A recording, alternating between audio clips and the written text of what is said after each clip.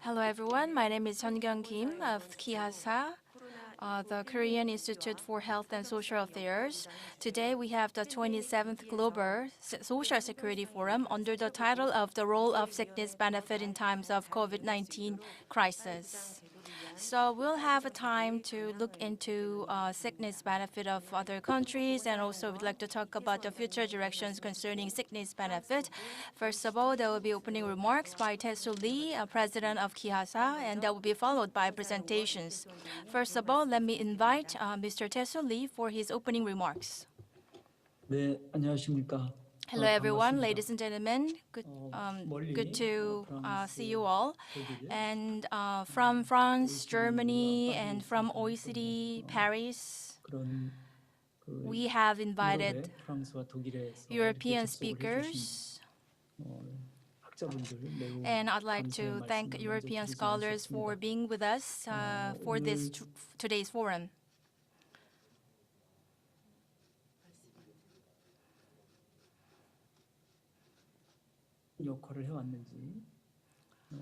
Today, we have the opportunity to talk about the role of sickness benefit in European countries, and this will be a good time for us to learn lessons about the experiences of the European countries.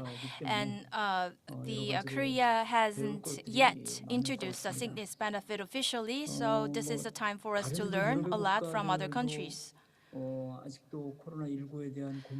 Several other countries, just like Korea, are still in the process of overcoming COVID-19 crisis.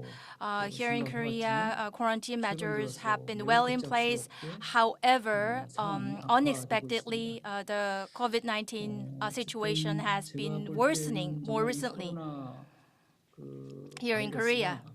The COVID-19 virus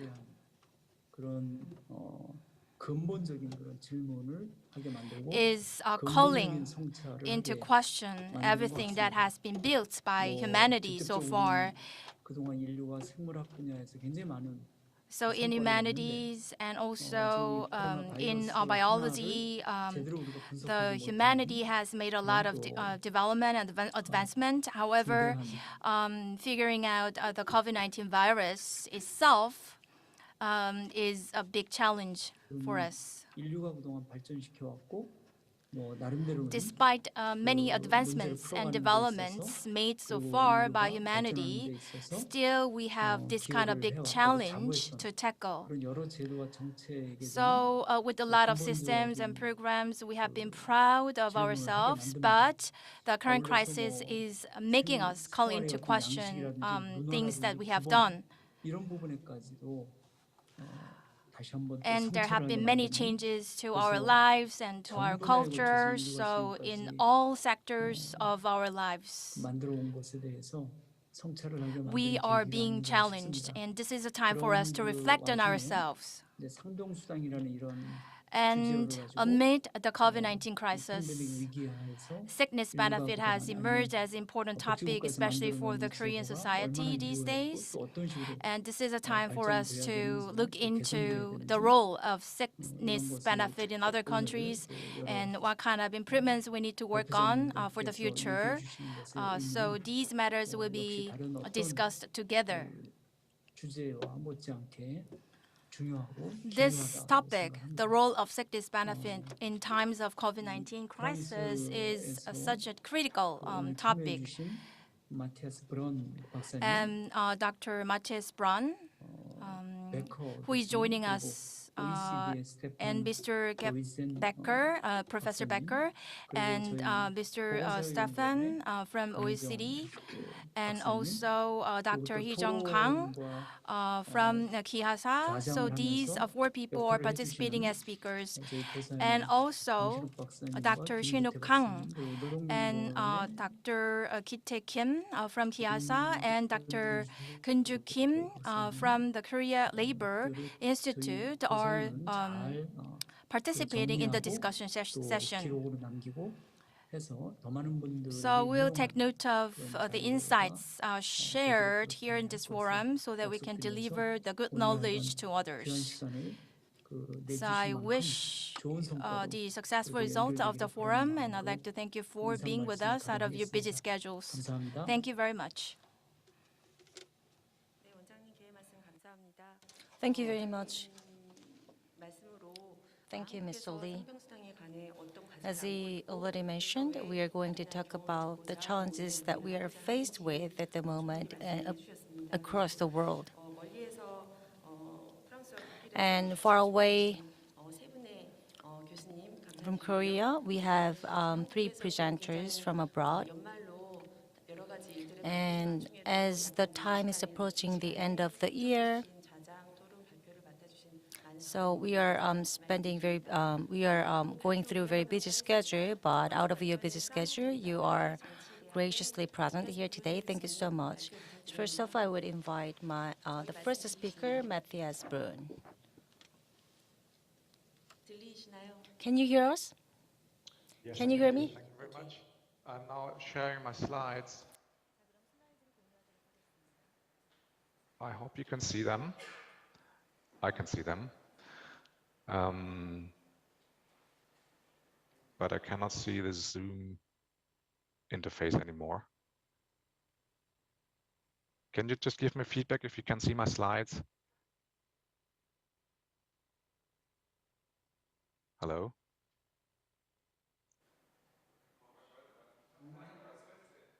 Can you see my slides?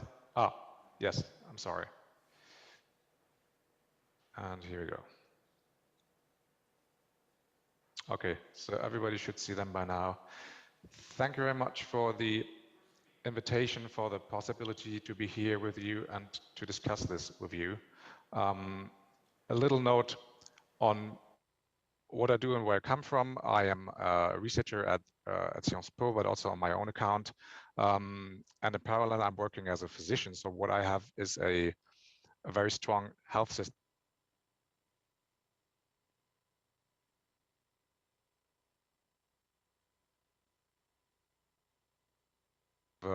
German, French. You cannot hear me? Small team of experts close to the central executive in Paris. Critiques have been a lack of taking into account regional specificities in the situation, but also in the need to respond to the crisis. And despite the fact that all information was centralized around the government, the crisis communication in particular has been perceived as very poor. There have been very contradictory messages, especially at the beginning, concerning the need to wear masks or not. And this has led to a very strong, well, defiance, if not skepticism, in the population towards the ability of the government to handle this crisis. This has increased over the successive waves of the pandemic here in France.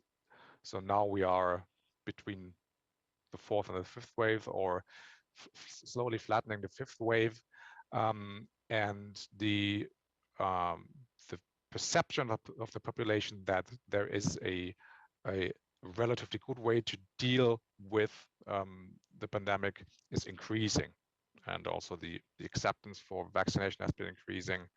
We have had a very difficult situation in summer 2021, where France has introduced what they call the so-called sanitary pass. So in order to access restaurants, for instance, you have to be vaccinated, or you have to be immunized by a previous infection, or you have to be tested. This is what the Germans call 3G. This has been discussed and introduced relatively early this summer in France, led to initially high resistance, but now to a certain degree of acceptation in the population and leading to relatively soft impact of the fourth and fifth wave. In terms of the response, in terms of aid to the economic sector, there has from the beginning been a very generous compensation for the affected sectors. So businesses that had to close were from the start almost been given compensation and were, for a very fair share of them, able to economically survive the crisis.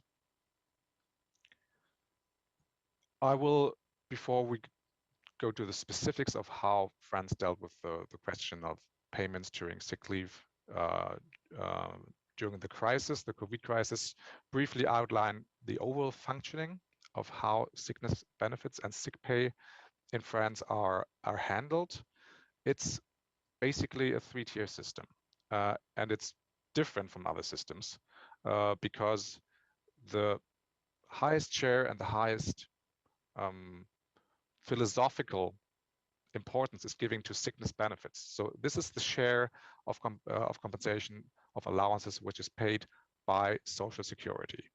And in France, when a person is on sick leave, this is the first mechanism. This is what first happens, that Social Security will pay you sickness benefits, and it's considered the most important pillar of the system. The second tier is then an additional compensation by the employer, which is paid at the same time. So we do not have a two-timed system as in Germany. It is at the same time completed by payment by the employer. And then the third step is that there can be additional payment residues, complements paid by provident schemes. So these are insurance companies who can be either for-profit or non-for-profit, and who can provide additional payments, but who can also act as a payment moderator for the payments that are due by the employer. So the employer can choose to pass via such a provident scheme to do the actual payments.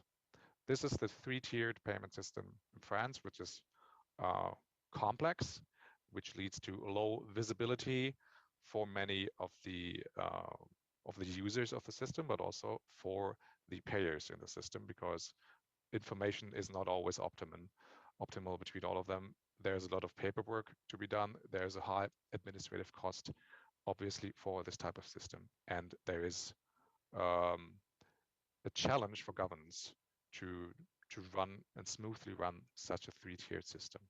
And we will get back to some of the institutional and historical logics of that system. But that's the overview of the three-tiered system in France. What are the characteristics of this system in terms of coverage and of generosity for the beneficiaries? First, as you can see in the left graph, France has a very, very long legal duration of the compensation of the sickness benefits. They can go up to 3 years. This is because sick leave in France can be granted up until 3 years. So this is, together with Portugal, the only country in the Europe with such a long potential duration of sick leave and sickness benefits. At the same time, as you can see on the right hand, the statutory, so the Social Security replacement depth or replacement level is relatively low, is among the lowest in Europe with 50%. 50% are borne by Social Security, and the rest is borne then by the employer and or the private, the insurance coverage providence scheme. And what's the underlying logic in this kind of system? And here we are in the history of the French welfare system. The idea is to have a good and early protection against catastrophic expenses, and this started when social protection was introduced for workers, for miners, to allow for social peace in society. This is the primary idea. At the same time, this is the second point, the depth of the coverage is relatively low for the public system. So there's a protection against catastrophic offenses, but there needs to be complementary coverage, which is borne either by the employer or by a provident scheme. And this is the same logic as we have in the health system, where there is strong discussion and there has been increasing shift of coverage from the statutory public system towards complementary insurance.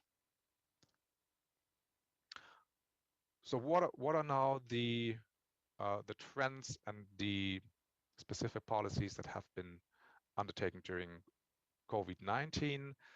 And here we see a change in the logic.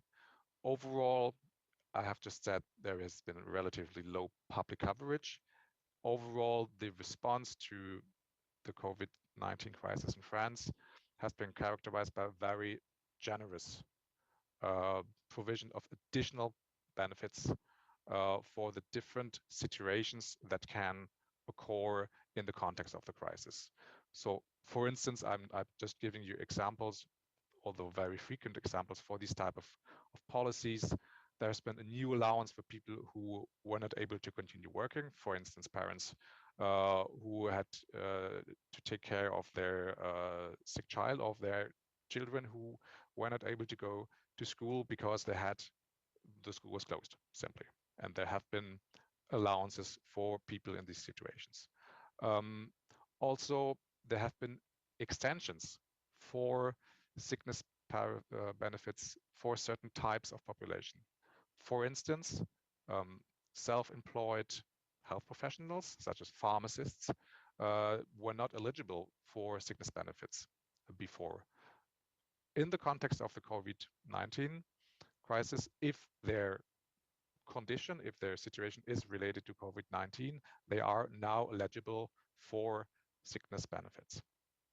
Also, there has been the suspension of the waiting period, which is traditional 3 days before you receive your first payment, has been suspended for any condition or situation related to COVID-19. And as a final example, or as a final important point, the payer has been reassigned. So traditionally, sickness benefits are paid out of the health branch of the Social Security system. And as of May 1st, 2020, all payments related to COVID-19 are covered by the state and unemployment insurance directly, because it's considered, strictly speaking, partial activity. So it's not considered a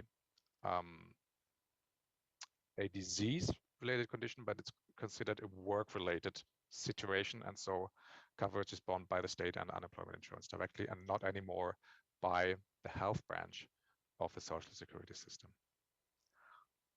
I will just give you one last example, which is linked to the French quarantine system and our health application in France, which can track contaminated individuals and people who have been in touch with them. And the new, I call it quote-to-quote sickness benefit during quarantine. And I say quote-to-quote sickness benefits because it's not, strictly speaking, a benefit for sickness, but it is a special allowance for people who are in a particularly COVID-19 related situation. So in this special case, it concerns employees who are considered contact cases. They have been in contact with a COVID-19 positive person.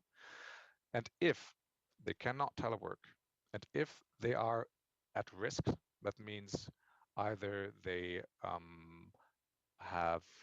regularly receive dialysis, they are cancer patients who regularly receive chemotherapy, they have other severe chronic diseases who deprive their immune system, they can request a sick leave online for a period of 7 days, starting from the contact date, and then they will be receiving sickness benefits. And this is again, without the waiting period, traditionally of 3 days. And it is subject to a supplement from the employer. Just some words for the overall expenditure change related to these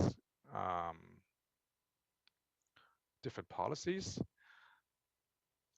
Obviously, spending has increased, and in 2020 there has been a almost 20% increase of sickness benefit spending. And as we will see here on this slide, the progression is due to sick leave for diseases, so it is not driven by work accidents or occupational diseases, which have increased by a very relatively low percentage. And at the same time, we have an increase of payments by supplementary insurance by 12%. You can see this here in this graph. So you see the very marked increase of total expenditure as compared to the previous years, where in France we generally have a 3 to 4% increase every year. This is the standard social security spending increase. And you see in the red bar the decrease, the increase driven by sick leave. So sick leave expensive, meaning they are covering regular acute or chronic diseases and not occupational diseases. They drive the progression in expenditure as compared or in contrast to occupational diseases and allowances for maternity, which have actually dropped in 2020. So to start concluding on the French case, we can see that the response of the state in France to the COVID-19 crisis, but also the overall policy for sickness benefits is driven by two logics that are characteristic for the French social policy. The first is to continuously extend social protection to certain groups of population. Historically, this concerns new professional groups or new professional or social or health-related situations. And the French state has always sought to create specific policies for specific new types of population. And historically, this has led to many different schemes of social protection. So, for instance, initially health insurance was organized by specific schemes for salaried workers, a specific scheme for agricultural workers, a specific scheme for self-employed professions, and many other specific schemes. This is the historical development, which has always, as I say, tried to create specific responses for specific social groups. The last decade has been characterized by efforts to reunify the system, to administratively also simplify the handling of payments for these people. And this is related to the second point, which is that, as all other systems in the world, France is constrained by the pressure to limit expenditure. So French social policy and the social benefits policy is characterized by this tension. And the particularity of the responses to COVID-19 so far are that this pressure to limit expenses has not been as a strong player as it has been before. This is what I said earlier when I underscored that the additional benefits and expenses have been very generous. There has been very little discussion in France about the cost. So from the beginning, the state players and public opinion were in favor of relatively high payments, and President Macron himself has coined the expression that the response to COVID has to be done at any cost, which is a mantra that has been repeated by the Treasury, by the Ministry of Finance and Economics, and there has been a certain kind of discussion about a potential paradigm shift away from the austerity paradigm and the budget control paradigm towards a more investment type of approach to spending, to government spending, which has been relatively vivid in late 2020 and early 2021, and which is now paddling back a little bit. So this is still an open discussion, and it has to be considered also under a very important perspective, which is the upcoming presidential and general election in France, which is due in May of next year. So we are in a situation where currently the government and in particular also the president are in a situation where they are looking to please as many voters as possible, and it's certainly not a good time to withdraw benefits that have been recently granted to certain population subtypes. So this is also driving and characterizing the current discussion. So it's not a normal time for policymaking in France, but all of 2021 already has been characterized by the perspective of the upcoming election, and this is in a context where President Macron has also been under pressure for other social policies, and this is mainly one of his biggest promises for his actual term, which was to reform the pension scheme in France, because as is health insurance and as are the different professional schemes that govern the payment modalities for sick pay in France. Pension schemes are related to professional groups. There are several hundreds of them in France. One electoral promise of President Macron was to unify most of it and to simplify the rules within the system. This has been fiercely discussed and initially rejected at the beginning of his presidential term. He has now, government and President Macron has now pushed through a unemployment protection reform, which is generally less favorable for most of the beneficiaries, and it is in this context particularly difficult now to change any of the rules of the policies that have been introduced under COVID-19 for sickness benefits and sick pay. So I thank you for your attention. I'm very eager to discuss with you and to hear your questions and your further presentations. Thank you.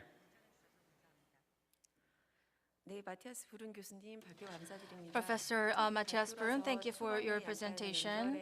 So there was a little bit of difficulties concerning the internet connection. However, despite the difficulty, you continued your excellent presentation. So within a short period of time, we cannot discuss or listen to every single details of the national policy. However, if there are any questions, we'll cover them in the Q&A session. So let's move on to the second presentation. Professor Gerhard Bach-Becker, can you hear us? Professor Becker? Please go ahead with your presentation. And can you see my slides? Hello? Not yet. Not yet. Hello? No, we cannot see your slide. Yeah, I can Yeah. see. Yes, we can see the slide. You can see the slides. And who will move the slides? You or me?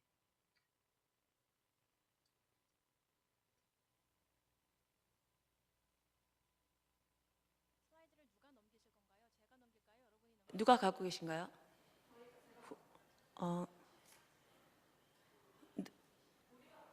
Yeah, Korea side. Yeah, we We will. will do. We will turn over the slide. Okay, so I begin. Good morning in Europe, good afternoon in Korea. First of all, I would like to thank you very much for allowing me to participate at this webinar and inform you about the situation in Germany. Unfortunately, time is short, so I will start immediately. There is certainly enough time for follow-up questions.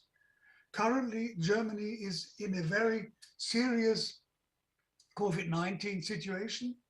The fourth wave has hit the country and infection incidences are reaching all-time heights of almost 500 or 600 persons per 100,000 inhabitants. In some regions, the 7-day incidence is as high as 2,000 and more. As a result, hospitals are overloaded, and in many cases, there is a severe shortage of intensive care beds and also of staff. The hospitalization rate is high and will continue to increase in the coming weeks. Already more than 120,000 people have died from or with corona. There are several reasons for these spikes. The vaccination coverage was only 63% of the population at the beginning of November. Vaccination breakthroughs are increasing, but without severe consequences, and vaccination boosters have been delayed. At the same time, contract restrictions were hastily dropped in the summer under the impression of the parliament election campaign, in which a so-called Freedom Day was promised from many parties. Now, since the end of November, policy reacts again, and again there are restrictions. Reintroduction of the general mask obligation, access restrictions to the public facilities, restaurants, events, trains, authorities, etc., for vaccinated, recovered, and daily tested only. No general vaccination requirement yet, but for certain professions. In particularly affected regions, reintroduction of lockdowns in wide areas of the service sector and nighttime curfews for unvaccinated persons. And at last, obligation to work from home if possible. In essence, the aim is again to reduce contact between people as far as possible in order to limit the spread of the virus. And above all, the aim is to increase the vaccination rates, both for boosters vaccination and for first-time vaccinations. Now it's foreseeable that compulsory vaccination for the entire population will be introduced in the spring of 2022. Until then, massive pressure will be exerted on the unvaccinated.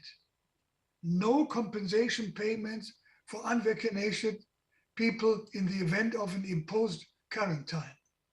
Access to work only for vaccinated, recovered, and with daily tests. The unvaccinated who do not submit a test will not be paid and must not allowed to go to work. Contact restrictions in private and public spaces, no access to public facilities, restaurants, retails, outlets, and so on for unvaccinated persons. Looking at the development since March 2020, the restrictions imposed have led to deep economic slumps and unprecedented social consequences. The GDP fell by 3.7% in 2020 and currently shows only a very weak recovery. This is due to the prolonged lockdown measures in broad areas of the service sector, the closure of daycare care centers and schools, and the massive contract restrictions. As a result, the government revenues from taxes and contributions have collapsed. On the other hand, the government's compensatory measures have led to considerable additional spending, which can be financed solely through massive new public deficits. Coping with the COVID crisis, has thus become a test for the German welfare state. On the one hand, the focus is on maintaining the best possible healthcare for COVID sufferers.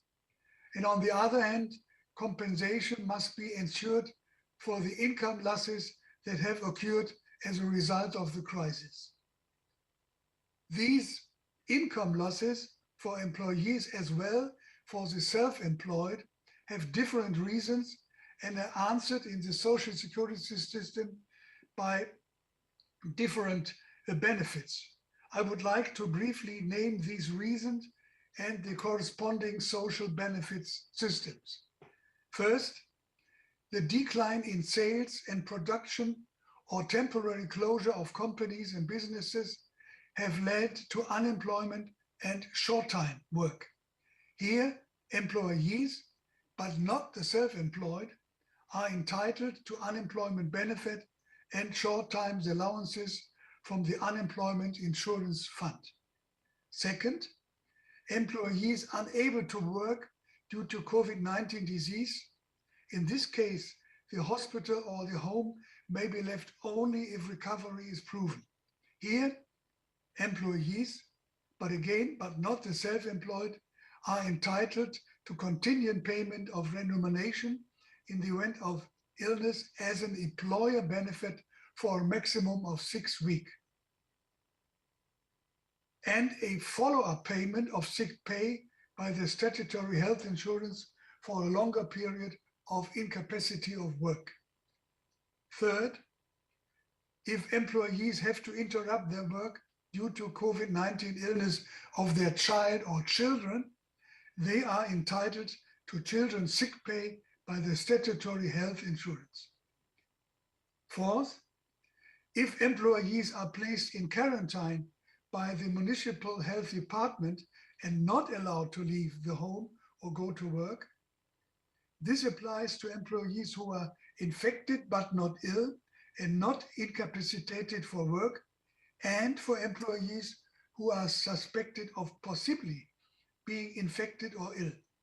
In these cases, the state provides a special income compensation regulated in the so-called Infection Protection Act.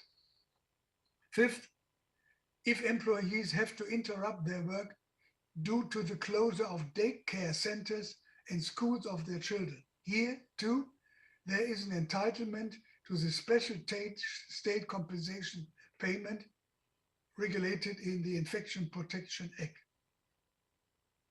I would now like to go into the details of these different benefits. Short-time work in particular has been massively expanded in recent months. In April 2020, this amounted to around 6 million workers. Although the numbers have fallen sharply until the summer of 2021, they are currently rising again, partly as a result of supply bottlenecks in the global economy. Short-time working has prevented a sharp rise in unemployment.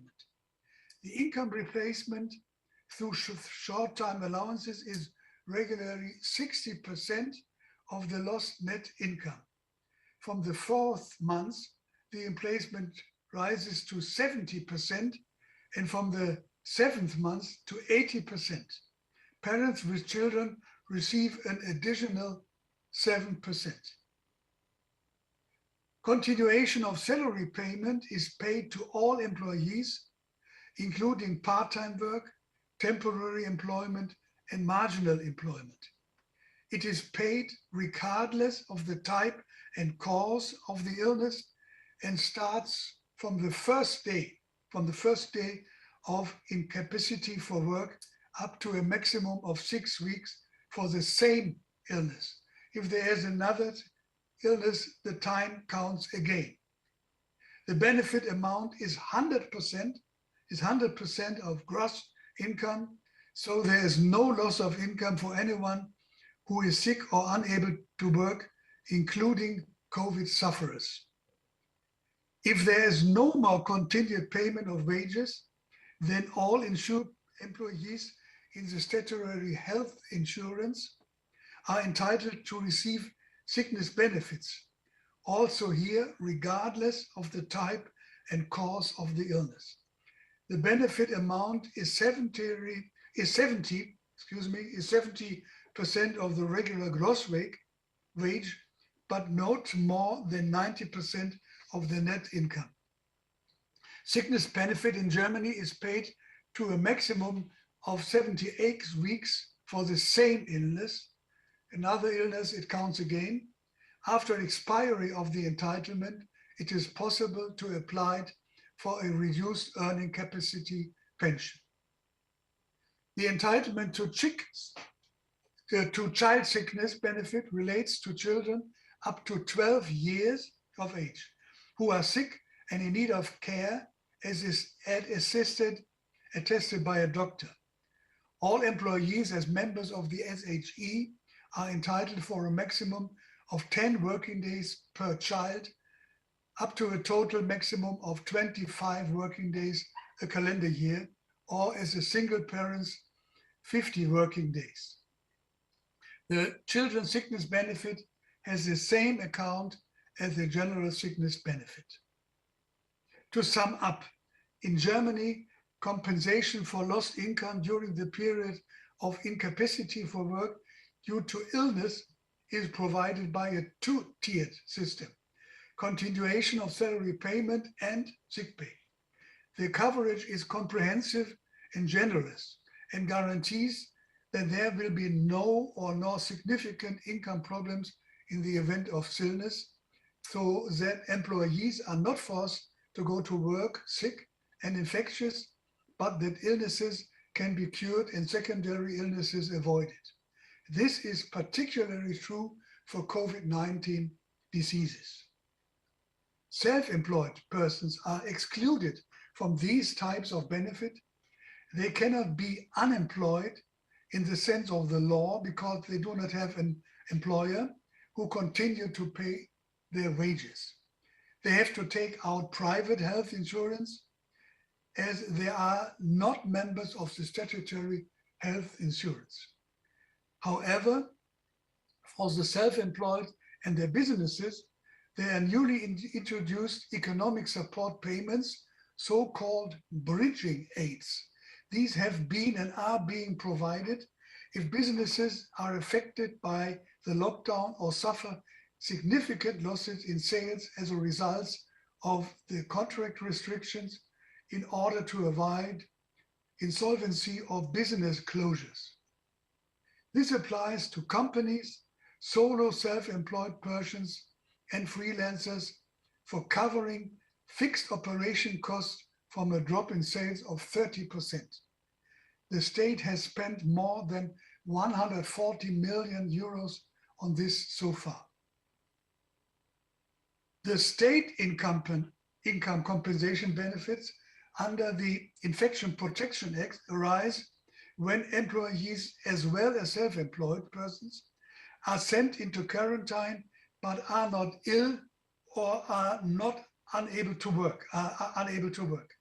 The state, but not the health insurance, reimburses the wages in full for 100%. This entitlement also exists if, as a result of the closure of schools and daycare centers, employees have to care for their children at home and interrupt their work. The entitlement period is for 10 weeks, 20 weeks for single parents. The benefit is 67% of the net income lost. I mentioned earlier that there have been severe restrictions on unvaccinated employees with regards to state income compensation benefits since November.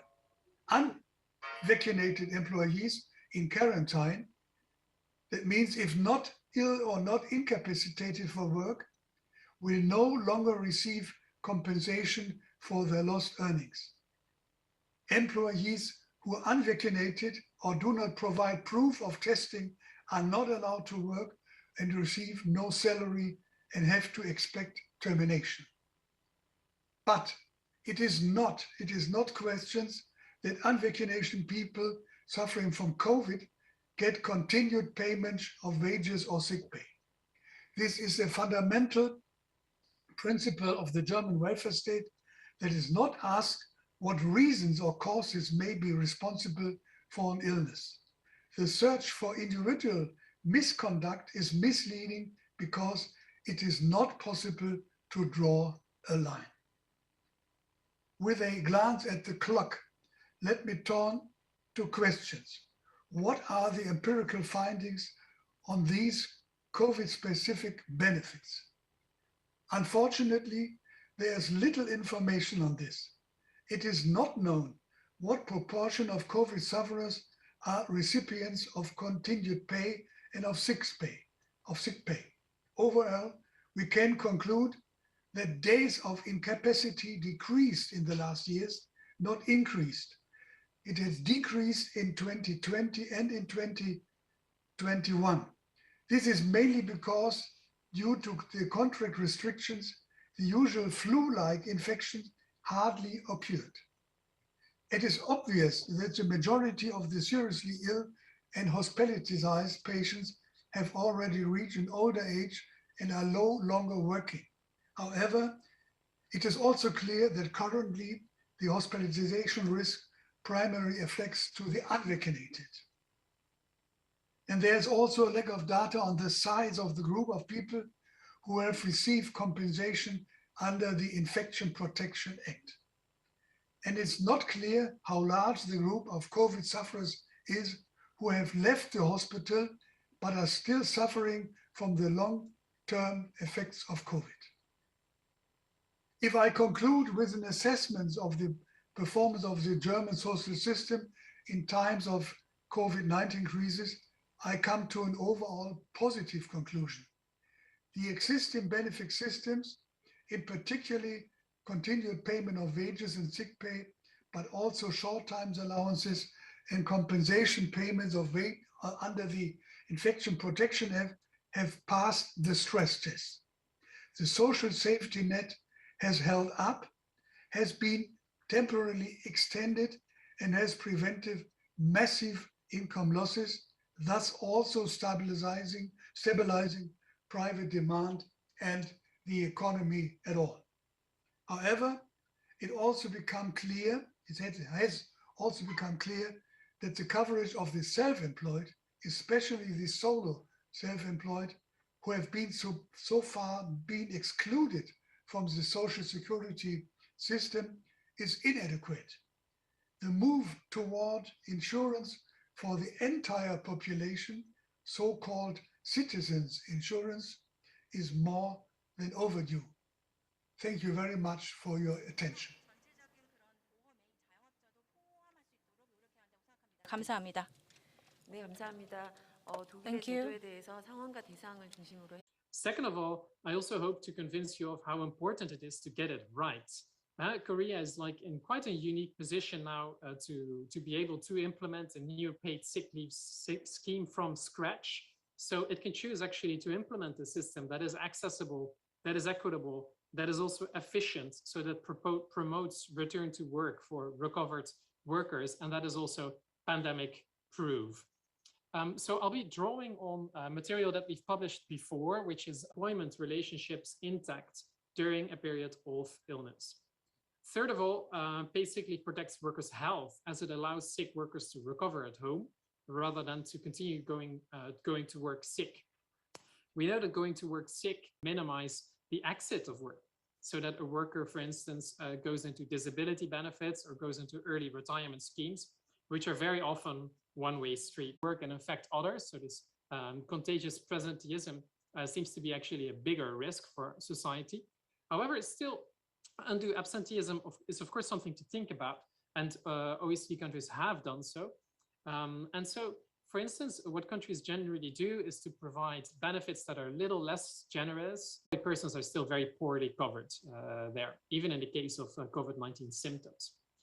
Sickness, return to work should be important and crucial, and that I really support essentially the dynamics and the dynamics within Korea to implement a proper paid sick leave system. Let me just very quickly sum up a few arguments why this policy is particularly important also in a Korean context. So first of all, Korea is quite, as every country, right? Korea has its own labor market dynamics and specificities, let's call it this way. And the first thing is work practices. So Koreans, I've worked on this myself actually also before. Koreans work very, very long hours. A fair amount of jobs in Korea, because we know that there are social protection gaps within Korea, both on the social protection end as well as on, for instance, on annual leave, where, for instance, workers in small firms may not be eligible to annual leave or to lower levels of annual leave. So there's a real need for paid sick leave. I happily refer you to further reading, and thank you very much for your attention. Thanks so much.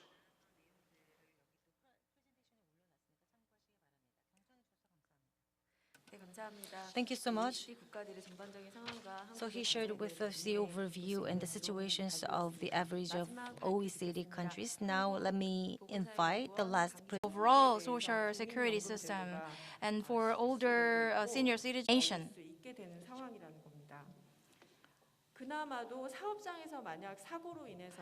And if there is an industrial accident in workplace, the concerned worker, as I mentioned, is subject to the coverage of the industrial accident compensation insurance. So the income loss is covered as well. But for other sicknesses not related to the workplace, there was no such thing as a sickness benefit in Korea. So if the size of the concerned company is really small, and if the employment conditions is really poor, it's really difficult for workers to get any benefit. And please take a look at the numbers and figures that were extracted from the statistical data. So as you see here, the bigger business says there is, the more likely the protection, the protection is higher. So the sickness benefit needs to be introduced in order to give universal access to paid sick leave to every worker. And this is the slide that captures the international organizations' effort so far in relation to paid sick leave or the sickness benefit. So ranging from the United Nations, WHO to ILO and OECD, and so the sickness benefit or paid sick leave have been considered important. And there were recommendations on adopting the sickness benefit by many international organizations. And this is a slide that shows you the data related to the OECD. 32 out of 34 OECD countries have secured sickness benefit systems. And what draws our attention is that France and some other countries, look at the Article 50 of the National Health Insurance, there are kind of legal basis for the adoption of sickness benefit, but they use the word may. However, there were no detailed enactment decrees so far. Enforcement decrees were lacking. So at the moment, there's a discussion from a legal point of view as well. And I'd like to move on to the next slide and the process of discussing, having a discussion of sickness benefit. Many experts are involved, and these are the basic principles that we have in mind. And among the OECD countries, Korea probably is the last country who is trying to adopt sickness benefits. So we need to reflect and receive many insights from other countries as well.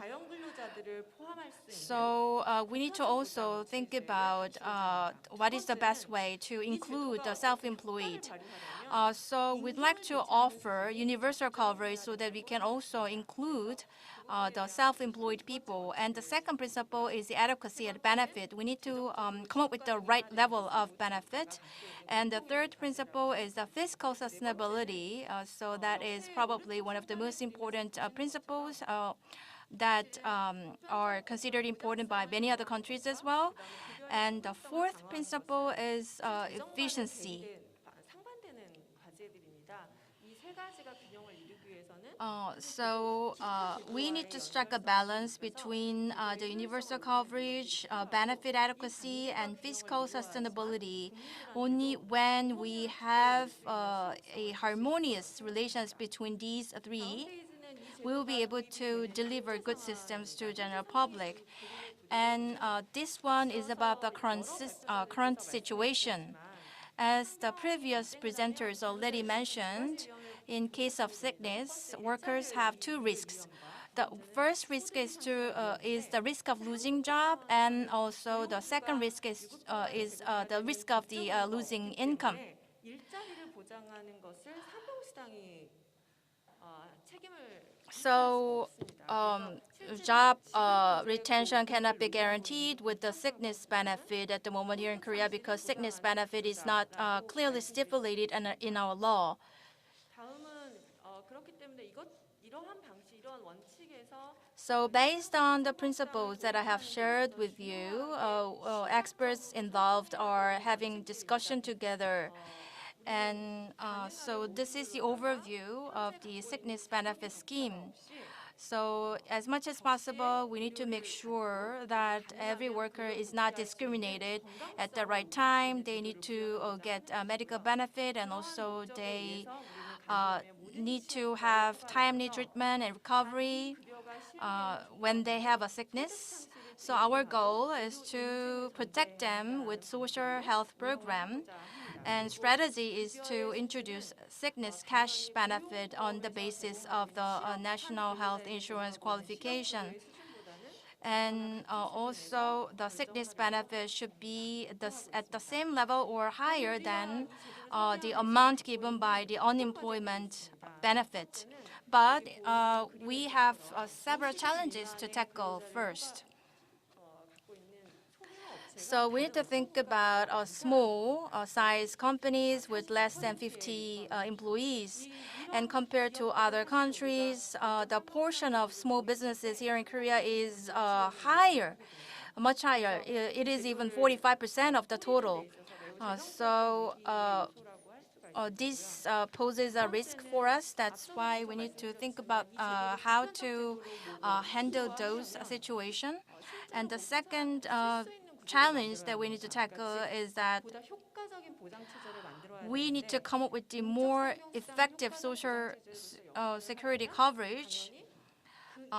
So in order for that, 병가 제도가 법정화돼야 합니다. paid sick leave system should be stipulated in laws and regulations so that the employers can take the liabilities. And so this is one of the challenges that we need to tackle importantly. 경제 상황이 어려워서 And another challenge that we need to address 새로운 사회보험 is that 부담을 느낄 수가 있습니다. acceptability, because in economic downturns and recessions, in difficult times, the general public is more likely to develop a sense of rejection to pay for more social insurance fees. We need to think about acceptability. So the level of acceptability or a sense of rejection that may arise can serve as a constraint. 제도들이 도입됐지만 이 And 제도는 실제로 취약한 근로자를 중심으로 해서 먼저 필요성이 also, the more necessity we care for the vulnerable workers, there are more necessity for caring for the vulnerable workers, but there are more difficulties to care them in the current system. So this is the last slide. There are many changes in financial situations or finances of every country around the world due to the COVID-19 crisis. We'd like to take a phase-in approach. So we will come up with several options for sickness benefit, and that's why we have a plan to run a pilot program for 3 years.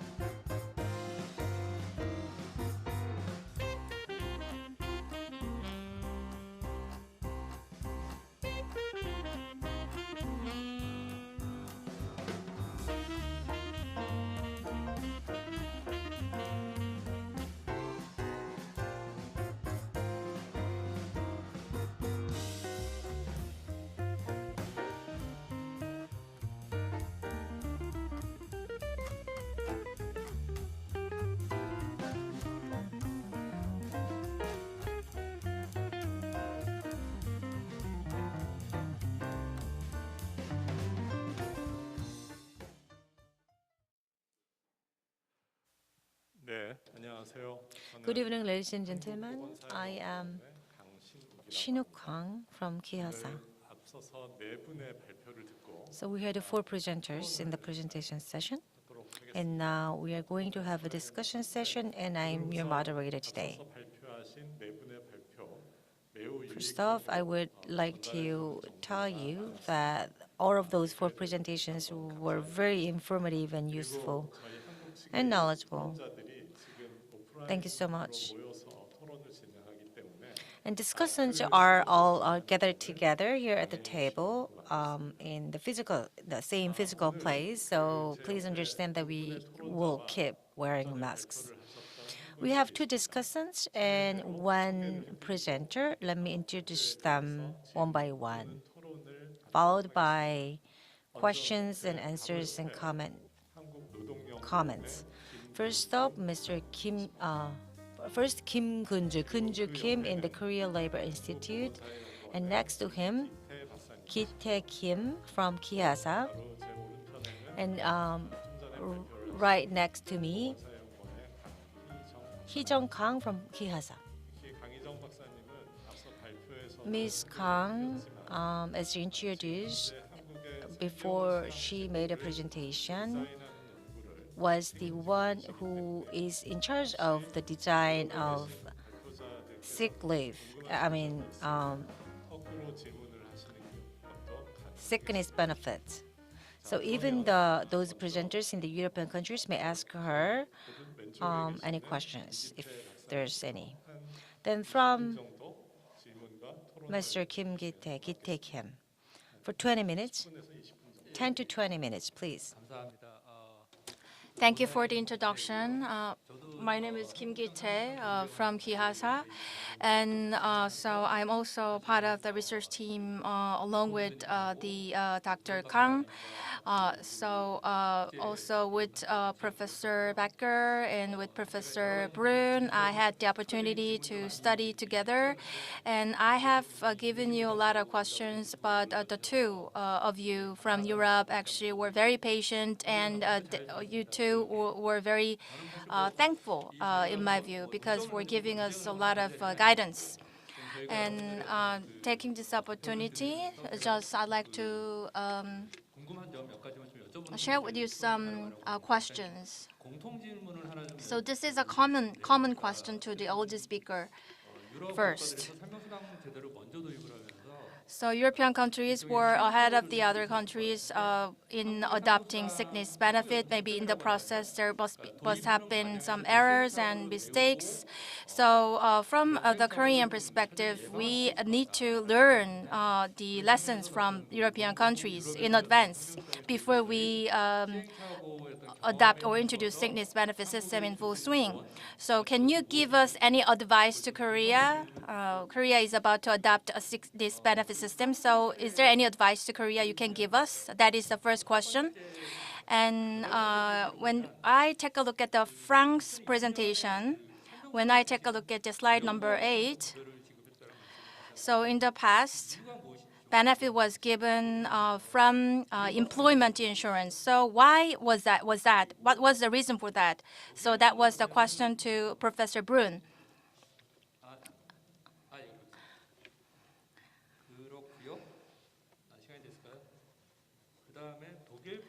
And I'd like to move on to the German presentation. So when I take a look at slide number 10,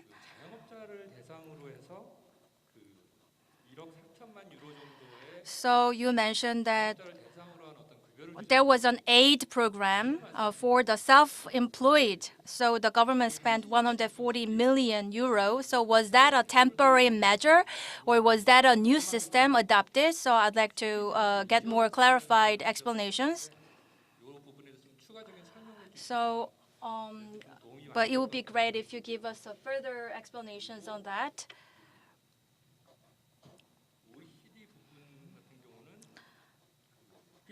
And so for the last presenter, please take a look at slide number 10. So you shared us the Korean data. So based on what basis was the data collected? Please tell me about the data. So rather than sharing my insights, I think it would be great to give you questions and listen to your answers. Thank you. Thank you, Dr. Kim. Dr. Ki-tae Kim asked the 3 questions to 3 presenters. The questions will be answered after the discussions, comments, and questions. Then now, Kunju Kim. Good evening, ladies and gentlemen. As kindly introduced, I am Kunju Kim from Korea Labor Institute. So what I'm going to talk about is actually comments on the Korean situations rather than questions. For example, the statutory paid sick leave that was mentioned by the economist of OECD is hard to be introduced in Korea. Why? From the perspective of researchers, it is a very important system, but we have to take a look at the complaints of the labor and management. In Korea, paid sick leave and also the sickness benefits were tried to be introduced in 1960s, but it was failed to become legalized, to become legislated. After that, through the collective bargaining of labor management, a sort of a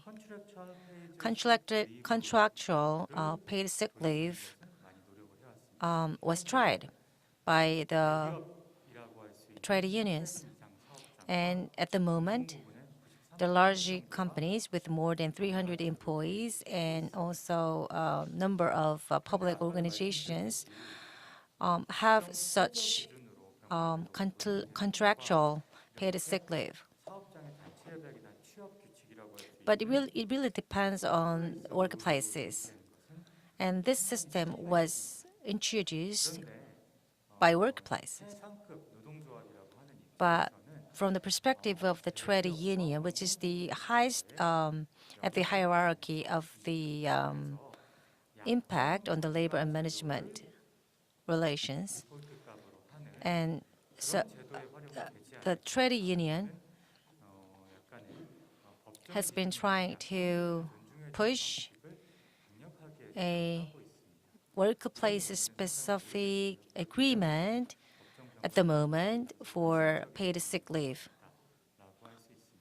So it is the reality which work as an obstacle. One additional comment on the Korean situation is related to cultural pressure. Korean workers are less likely to apply for leaves. The rate of the annual leave, the actual annual leave applications is very low. And Korean annual leave system is very unique. For example, the basic number of days for annual leaves is 15 days per year. But once you work for more years, then the statutory maximum period of the annual leaves will increase to 25 days from 15 days at the initial stage, initial entry of job. So this is not a universal, and this is not a common system that can be shared by other countries. So in Korean culture, leaves are considered and perceived as something of some types of compensations. So when we introduce the paid sick leaves, they say, the management insisted that they have to consume their annual leaves first. Like mentioned earlier, the holidays and leaves and paid sick leaves have different functions and different reasons to be. That was when they were introduced. But it isn't really appealing to the Korean public at the moment. So when we introduce and when we are trying to introduce the paid sick leaves, first off, we may have to review and rearrange and restructure the entire the benefit system for workers. As mentioned by the economists, the OECD, the Korean labor market is very unique, and the Korean labor market will be even more polarized. And that polarization is now being approved by the government, so to speak. In any situations of such conditions as COVID-19 situations, workers are not guaranteed any compensations. And that's not the stance for any social security system equipped state to take. So in Korea, together with a sickness benefit for Korean society, it is such a challenge to introduce paid sick leaves. And the opposition of the labor management against it is quite strong, stronger than you may expect. And initially, Korea has had its own system for benefits, like a differentiated maximum period of the annual leaves based on the continuity of the work. Dr. Becker, and then Stefan Teusen. Matthias Brunn, please. Matthias Brunn, yep. Thank you very much, and also thank you, Dr. Kim, for your question, but also for your continued very fruitful exchange during all this work we've been sharing. I will just briefly respond to your question. You were wondering on my slide number 8, why in 2020 there has been a switch. So I have explained in the presentation that there has been new benefit, for instance, for parents who had to stay at home because childcare facilities were closed. Well, the switch is relatively simply explained by responsibility of the payers. So since most of these, well, specifically all of these beneficiaries were not strictly speaking sick, they were either infected or just a parent of a child, it was not considered that these were benefits that should be covered by the health insurance branch. So it has been transferred in terms of the payer logic to the state and to the Ministry of Labor. Thank you. I hope that was clear. 예, 감사합니다. Thank you. Then next, Mr. Becker, Dr. Becker. Yeah, please answer the question regarding what was the aid program. Yeah. Yes, thank you very much for the questions, Mr. KJ Tim, and thank you very much for the co-working in the last month and weeks. You asked if we can give any advices for Korea from the German point of view. This is very hard to say because the German system is, I think, it's very generous. About 100% of net income will be replaced, and from the first day, I think it's one of the best systems we can find in the OECD countries. So it's hard to give an advice. What we can learn from Germany is that the introduction of sick pay depended on the strength of the trade unions in Germany. We had lots of strikes in the 1950 years to give pressure to the government to let a law act on the paid leave. So that's one of the answers. You have asked for the economic aids. The economic aids are not as a social benefit, of course, and are not a social benefit, but a temporary support. Temporarily, it's prolonged to March 2020 at this state. Temporary support for companies, even for great companies, just like Lufthansa, the airplane company, small companies, and solo self-employed persons. It is a very complicated system, but it's quite generous. So that in the economic view, we had no big problems of insolvencies of companies in the last months. That's a good system, has been a good system, but very expensive. And the financial problems of the states are quite obviously.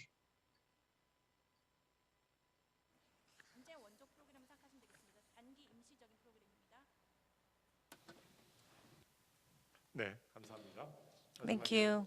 Last but not least, we will to invite Mr. Stefan Well, actually, like having a statutory sick leave system might be much more equitable and might be much better for business reasons.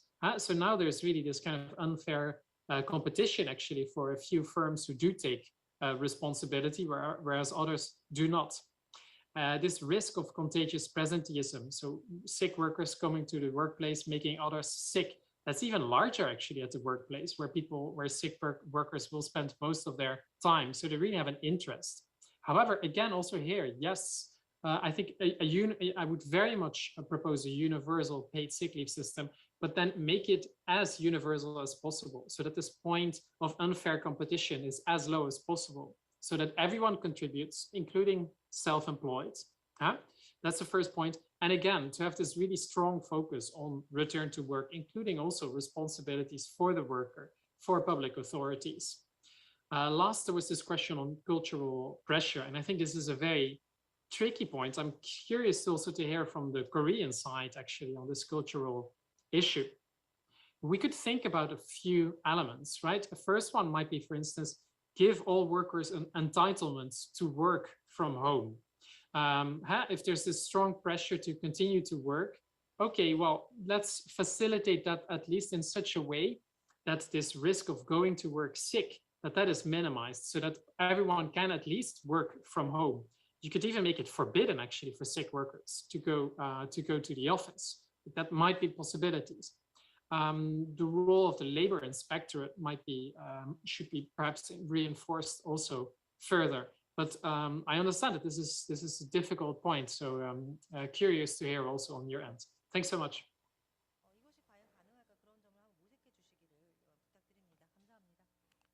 네, 감사합니다. Thank you. 스테판 테위슨이 지적한 Thank you, Mr. Stefan. And you talked about presentism. Now it is over 7 p.m. now in the evening. And the presentism is one of the issues that could be like felt in reality here among Korean people, many Korean people. And as a moderator, I'd like to give you 2 questions. First, my question goes to French speaker, Matthias Brun. So with the COVID-19 getting prolonged, is there any benefit? You talked about there's additional benefit given on top of the sickness benefit. So how can you how could you require employers to pay for the additional benefit? So what was the way? That is my question. And to Professor Becker, I have 2 questions. One question is that you talked about support for employees in quarantine. So you mentioned about Infection Protection Act. So Infection Protection Act is one of the acts of Germany. So does it mean that Infection Protection Act was revised to give support for employees in quarantine, or was it the original content of the Infection Protection Act? And also, the second question is that you talked about citizens insurance, including self-employed people. You mentioned about civil insurance. However, in order to do that, we need to identify the income of self-employed people. So only when we have the right data about their income, we will be able to think about giving benefits to them. So how can you serve the issue identifying the exact income of self-employed people? So that is my question. So first, Mr. Matthias Brun will answer the question. Further comments or questions that you can share with us? So speakers are able to question as well. 선생님. Please raise your hand. Yes, Mr. Brun, please. It's an observation and then a question because I'm fascinated by this this project of introducing these benefits in Korea now, and as you have pointed it out several times, it's a major cultural challenge. So I now have a comment from a more health services research perspective, because in all what we've been talking about so far, we have been talking about macro considerations, the role of institutions, state and labor market payers. But what I think is an interesting observation is to see that the what happens at the front lines, so where sick leave is determined, the place where this is determined is in any case in France and in Germany, the physician's office. And many physicians, and I've seen this myself in both countries, are actually spending a significant amount of the time with patients who have these type of questions. And the medical providers are thus basically social policy entrepreneurs. They and themselves experts in advising patients how long should the sick leave be prescribed or not, what would be alternative benefits, what would be intermediate solutions towards pensions or other solutions to account for this particular situation of the patient. So what I'm saying here is these are actors that are embedded in the system. This sometimes causes problems, and French Social Security is very much concerned, for instance, with the high prescribers of long sick leaves. So there are doctors who are outliers in terms of the numbers and the duration of their sick leave prescriptions. My point here for you as a question, or maybe as a recommendation, is also to maybe actively engage these actors and these social policy entrepreneurs in your pilot project, and maybe to see if you can train them or give them guidance, because as I understand right now, this is not at all part of what they usually do in Korea. Thank you.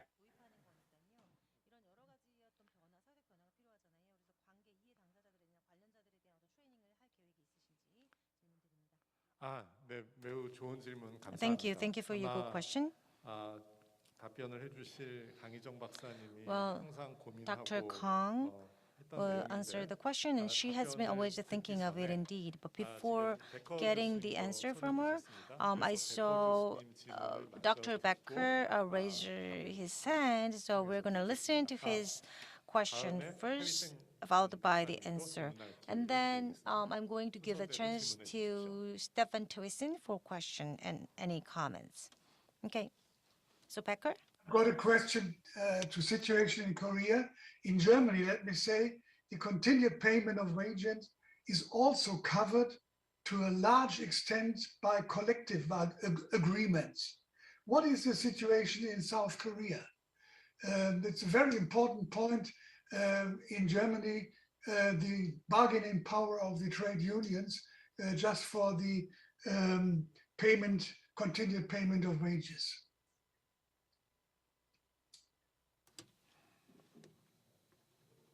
네, 질문 감사합니다. Thank you for the answer. So I'd like to move on to Stefan, and then we'll go to the answering session. Mr. Stefan Thyssen, please. Thank you. I mean, actually, my question relates to the question from Professor Becker. So indeed, like I have two questions for Hee-Joon Kang. By the way, very good presentation, really interesting. So indeed, like you emphasize that this phased-in approach with social partners is important. And my question is, first of all, could you elaborate? Like, why do you think this is important? And let me indeed like refer actually to the question of my previous speaker. It's actually collective bargaining rates are very, very low in Korea. Like about 14% of workers are covered under a collective bargaining regime. So this is very different from the situation in, for instance, Germany or the Netherlands or France, where social partners play a much larger role.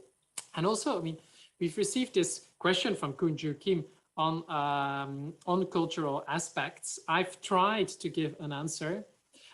Could you elaborate perhaps how you think this cultural aspect of not taking sick leave even when you're sick, how this could be improved? Thank you very much. 예, 네. Thank you. 세 분 질문 모두 감사합니다. Thank 질문의 you, all 내용을 three 제가 speakers. 들어보니까 Listening to the 강희정 questions, 박사님과 Dr. 김근주 Kang 박사님이 and Dr. Kim Gun-ju are supposed to answer those questions. Then first, Dr. Kang, please, followed by Dr. Gun-ju Kim. 네, 질문 감사드립니다. Thank you for the question. 첫 번째 First of all, I'd like to tackle the first question. 없었던 제도고 Actually, the sickness benefit system has not been introduced officially to Korea. So once we try to adopt the new system, we need to 근로자가 며칠 동안 engage more people to participate in the program.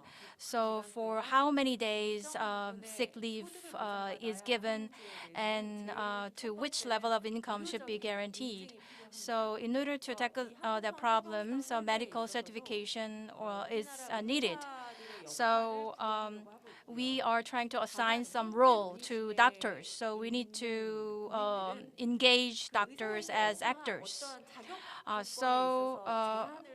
But there's a discussions on what qualification is needed for doctors to play as advisor, for example. In European countries, sick leave system has been adopted from long time ago. But because of the fiscal difficulties in the middle, because of the economic crisis, generosity has been decreased a little. Certifying the medical institutions has become more tougher. So that's why we also, Korea, has a plan to apply thorough certification system. But doctors have never experienced this new system here in Korea. So in advance, we need to define to much degree how many days of sick leave is given and to which level, so that information will be given to doctors so that the doctors can deliver the right medical certificate. And that is one of the important considerations that we are doing. And as I mentioned in my presentation, we have a plan to conduct a 3-year pilot program or project. So we will expand social dialogue to make that happen. So from next year, for about a year, from each sector, we will invite the relevant experts and shareholders, stakeholders, so that we can share insights with each other. That's the plan. Thank you for the question. 한국은 단체별 시스템이 유럽과 상당히 다릅니다. Korea has different collective bargaining system from the European countries. Let's say the collective bargaining is actually done by company by company, and the application rate is around 15% and up to 20% indeed. And the impact of the collective bargaining on workplaces is quite practical, although it's not really applicable. So then, even taking that into account, the rate, the impact rate is less than 30%. But industry-based collective bargaining may bring about a better and more impacts, because it can make an impact on the entire industry in a unified manner. But in Korea, collective bargaining is really based on companies, company by company, case by case. It really depends on the budget and the financial capabilities of the companies and enterprises. We have this company which can provide a maximum of 7 years of pay, sick pay. So it really depends on the companies with or without sick pays. Even among companies with the sick pays show huge differences in terms of the amount of sick pay. And also the perception of labor management vary and differ, and I completely agree to what the speakers said.